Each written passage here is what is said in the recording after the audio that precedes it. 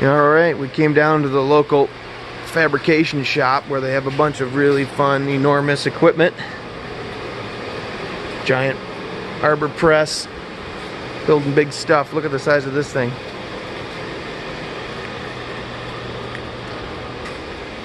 You want to drill a hole somewhere or face something off? Look at the size of this. Super cool. Then we got our Tinker Toy machines in here. Sarcasm. This stuff is still enormous, but compared to the rest of the shop, I mean, that's a small looking lathe, but that's bigger than any home job shop would have. This guy's put a 10-foot long piece of work in there.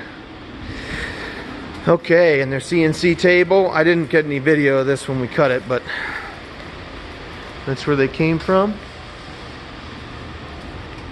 And now they're in the truck. Thanks a lot, we'll see you. Here's some other parts laying here. Ah, yes, our hooks. Our end plates, look at that edge quality. Okay, now we're going to take these rectangles to another shop who has a bigger brake so that we can fold this around to the 45 that we need to hang on the machine. Yeah, I'm definitely putting these in the cab because we don't want to lose them down there. Alright, we'll catch you over at the bending shop.